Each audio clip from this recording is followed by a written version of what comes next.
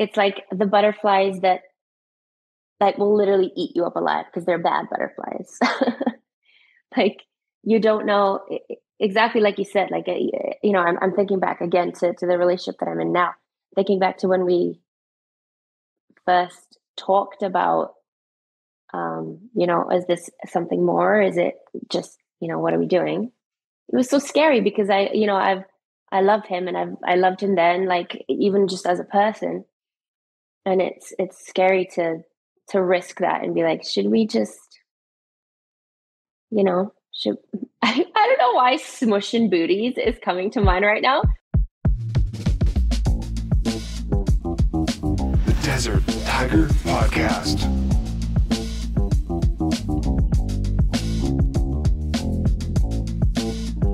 All right, Ambush, and today we are rejoined by an infectious pop singer, where the last time she joined us, it was to discuss her debut self-titled EP, and that was almost exactly 2 years ago, and now the last 2 years have brought us a new infectious single. What is it? Oh, well, it is best described as a taste of forbidden fruit with some smooth, intimate vocals over top and infectious beats. And of course, it is brought to us by the amazing NIIVA, who is our guest here today. Hello, NIIVA. How's it going?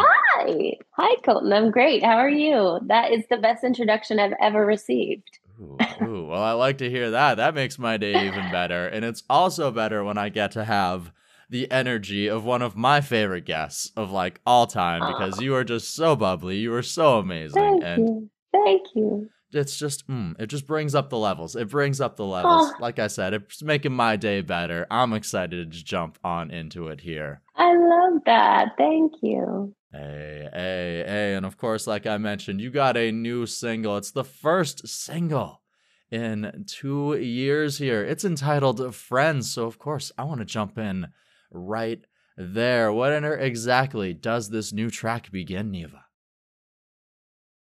So, yeah, very exciting. This is the first new piece of music that I'm bringing out since my EP.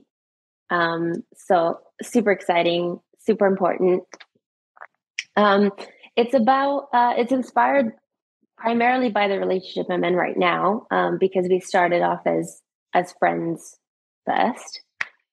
But it's about kind of that crossover between, friendship turning into something more, and how scary and risky and unsure that can feel, but also how exciting and thrilling and spicy it can be. So yeah, that's what it's about. A lot of my relationships, like my serious relationships, have kind of started off that way, friends first, because I find that, I have very specific things that I'm looking for in a partner. And I think it's just turned out to be the best way to kind of, I've known these people truly for who they are without any of the pressure of like being in a relationship first, as friends. And so the relationships that I've decided to kind of get into, I've done so because, they have checked off very specific boxes that I want. But yeah, that's what it's about. Friends to lovers. Yes, it's I believe almost everybody understands that story at some point, right? Where that anticipation, that energy, and like you say, kind of a little bit of that worry too, of like what's going to happen here? Like, is this going to make things weird? Is it going to be better? Because like you say, like your lover should be your best friend, so you obviously want to be able to be friends, but that risk of losing a friend too. 100%. That's exactly it. You don't know. It's like the butterflies that will literally eat you up alive because they're bad butterflies. Like you don't know exactly like you said. Like I'm thinking back again to the relationship that I'm in now. Thinking back to when we first talked about, is this something more? Is it just, what are we doing? it was so scary because I love him, and I loved him then, like even just as a person. And it's scary to risk that and be like, should we just, should I don't know why Smushin' Booties is coming to mind right now. Where is that from? There's Smushin' Booties. It's from a TV show. Oh my God, no where idea. is it from? I have no Anyway, idea, but are we it's trying to smush booties or smushing booties? Where is it from? I'm going to get off this interview and I'm going to remember it, and it's going to eat me alive. Anyway, you get what I'm trying to say. You're picking up what I'm putting down. I think I understand. Yeah. So yeah, it's just that exactly. And of course, you mentioned your current relationship. So it seems like this decision has worked out for the better for you. Yeah, I don't want to jinx anything or anything, but he's top notch. Like, he's just the best kind of people. So I'm very lucky. I got lucky. Hey, got lucky, got a good person, got a good song too. So I mean, hey, nice combo, right? Literally, yeah. Should I give him like a percentage for the inspiration? No. No, absolutely not. Never. Why would we do that? Muses never get it. It's like get no, percentage. Never. What? Never. You might get an honorable mention in an interview, but honorable mention is due, and of course it's there. And it's like we mentioned, brought us an incredible song. We talked about what inspired this track. Take us a little bit about behind the recording. When were you able to get into the studio to put it together? So it was written over Zoom when it was still the icky times of quarantine. I wrote it with Emery Taylor and Matt King.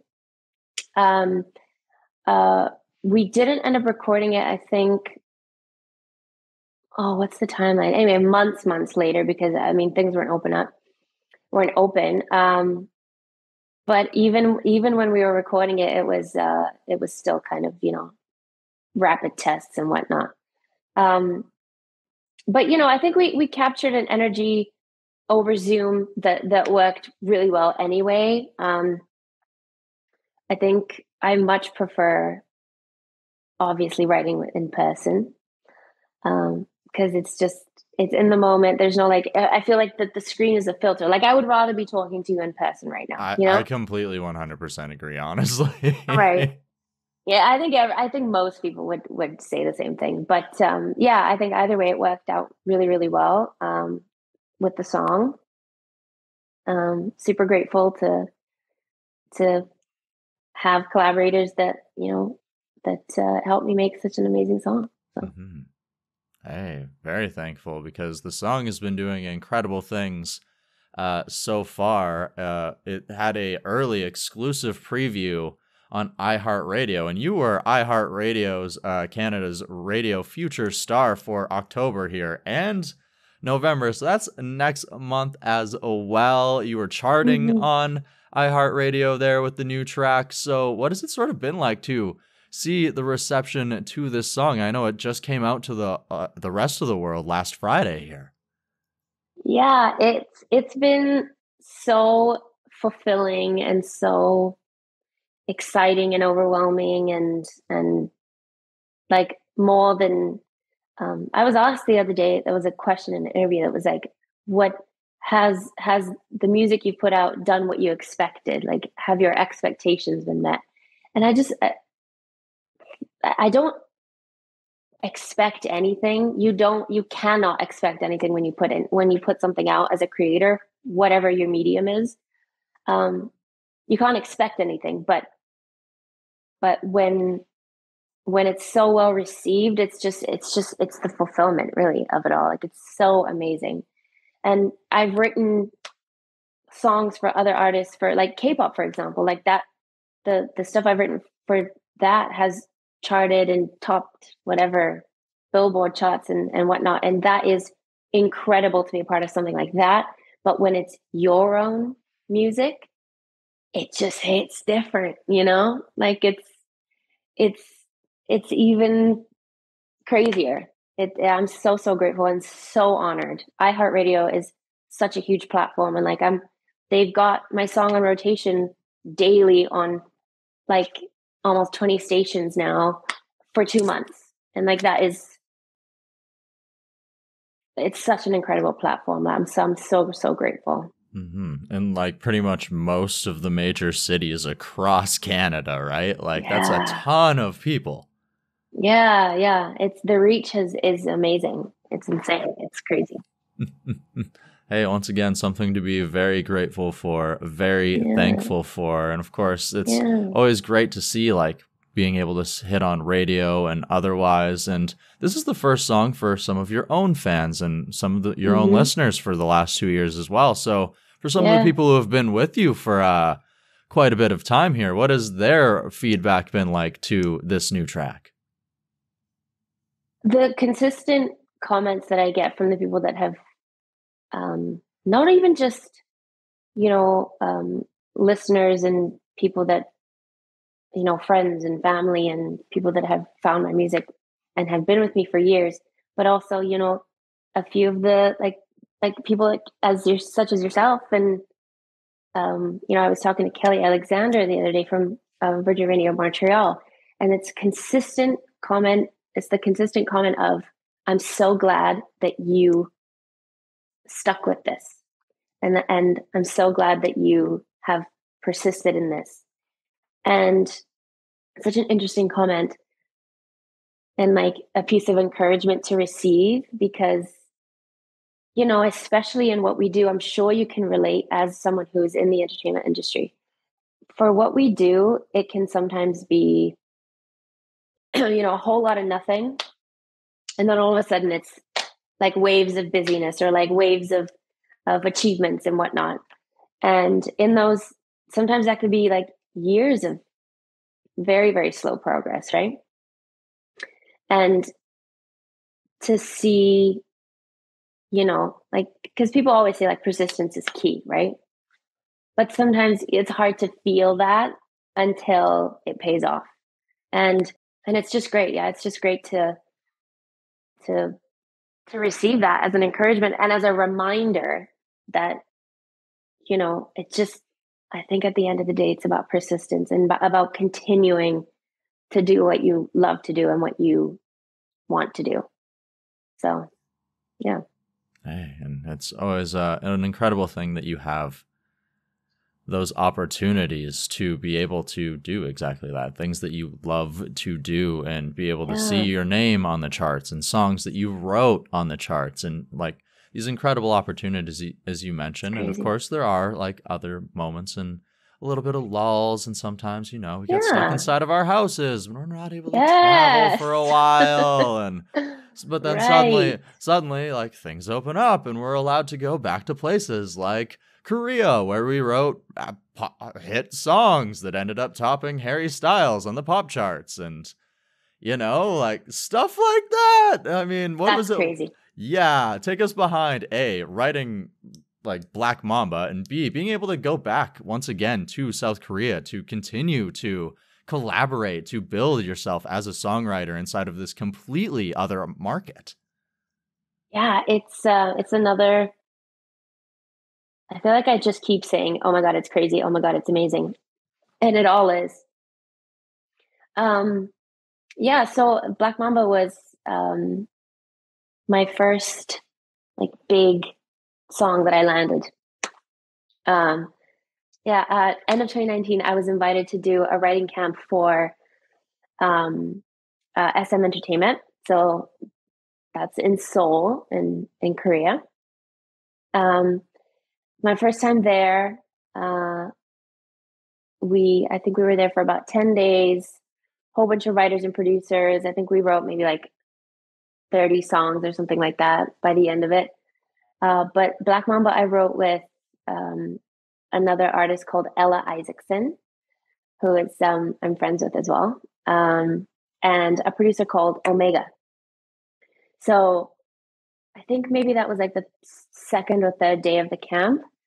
And we had been told kind of who we're writing for overall for the entire camp. But this one, the A&Rs came in and they were like, actually, for you guys, we'd like you to try something for, this girl group that we're launching. We had no idea when or what, we weren't told, but they're like, this is what we're doing. So we came up with Black Mamba. And about a year later, we hadn't really heard anything in terms of, is the song going to get, are they going to take it? Are they going to do anything with it? But about a year later, we were told that the song could potentially be on this new girl group's album. So super exciting, amazing. And I was on the internet one day. I was just like on Google, and I Googled the girl group's name because it had been announced by that point. Like, let me just see, I'm interested, right? And next to second or third article, next to their name said Black Mamba. I was like, what's going on here? How come they know the track list already? Because for all I know, it's going to be on the album. But why Black Mamba specifically? So I click on it, and there was an article that said aespa with their debut single, Black Mamba. And I was like, literally my first instinct was, is there another Black Mamba? Surely it can't be our song. Maybe they have two Black Mambas or something like that. And yeah, it turned out that was the song that launched the girl group. And we broke I don't even know how many records, in sales and in the amount of time that it took for them to reach a certain number of views on YouTube and all that. And it was insane. Then the song was featured on their second mini album. And with that album, like you said, we beat out Harry Styles on the Billboard charts. It was insane. It was amazing. And what was crazier about that is that the song was featured on the second mini album. So there was a period of time where, again, I thought, that was their debut single. It did what it did. And then now it's, as you do, onto new music and new releases and whatever. But then they featured it on they included it in on the track list of the second mini album. And then we charted with that too. And I was like, this is insanity. The music industry is weird, man. It's just so strange, but it's so good in so many ways. It was amazing. And then I was invited to go back again for a second writing camp. Now that things are open up again. And I was just there a few weeks ago, beginning of October. And it was amazing for SM again. I would live there if I could. If I could have a condo there in Seoul, immediately I'm buying one. I love it there. The food, the fashion, the people. I love K-pop. What could go wrong? The culture, right? Everything. I just love it so much. Yes. I love it so much. Looking at your pictures of it, it was literally my first thought is it's so bright and vibrant. Oh my goodness. It is. Yeah, it's awesome. I love it there. Right. Well, who knows? Maybe in a year you'll be on Google trying to find a track, and who knows what you'll find, right? Right? Yeah, let's hope. Let's hope. And of course, the future holds beautiful, wonderful things. So without giving away too much of the magic, what does the future potentially hold for NIIVA?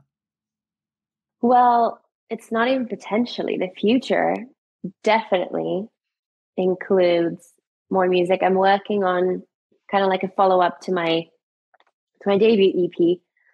It probably will be more so singles for the first bit here. But definitely a follow-up package of songs. And excitingly enough, so I have a show actually coming up on November 15th at Rivoli. It's on Queen Street in Toronto. I'm especially excited about it because it's the first time since I released my EP that I've had an opportunity to perform the songs live on stage. So it's going to be the first time I'm singing those songs live, my new single live. I can't wait. I can't wait. Oh my goodness. New music, a show coming up. If you're in Toronto, get yourself some tickets. If you're just a fan of NIIVA, if you're a fan of pop music in general, go ahead and follow her on your favorite music streaming service. Check out Friends. Go ahead and follow her on your favorite social media. What would you say is the best platform to connect with you on, NIIVA? I think honestly, Instagram is the best place. My Twitter is deserted. I've been trying to get back into it the last little bit. but definitely Instagram. I should say, by the way, for the show, so it's part of a showcase that my manager's label is putting on. So there's going to be a ton of other amazing artists that are performing. But what's most important to me about the show is that all the proceeds are actually going to Unison Fund. So we're raising money for that too. So that's super important to me as well. Well, even better. Once again, go ahead and get yourself some tickets, support a good song, and hear some good music at the same time. Win-win for everybody. That's right. Yeah. Hey, all right. It's been a win-win here. I've been enjoying this conversation, this reconnection here, NIIVA. I have a couple questions left for you here. So shoot. I would love to know, what is something that you are thankful for inside of this world? My family and friends. I think I would have, I don't know that I would have mentally and emotionally and psychologically made it through quarantine if it wasn't for my family and friends. It was like the biggest lifeline. So, yeah. Okay. Hey, shout out to the support group, the circle. Yeah. Mm-hmm. Okay. Yeah. Like we've mentioned, it's also been 2 years since the last time we've reconnected. And in 2 years, that's quite a bit of time to grow as individuals. So, of course, we've talked a lot about the art. So through the process of being able to create and craft and release this art and continue to do that, how has that allowed you to grow as an individual? Ooh, I think it's been very evident to me how therapeutic music can be. I've always known that, of course, it is therapeutic and it's an outlet, but it's really highlighted to me how important it is and how much it can not only, help you to express something and get something off your chest, but also and work through something in your mind and in your heart, but also how connecting it can be for people. I think that's the biggest thing for me. Music's awesome, okay?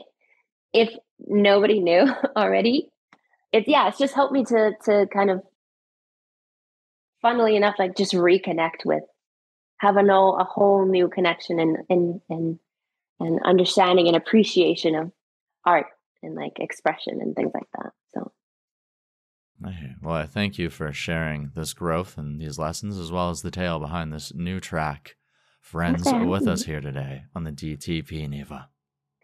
Thank you so much for having me. The Desert Tiger Podcast.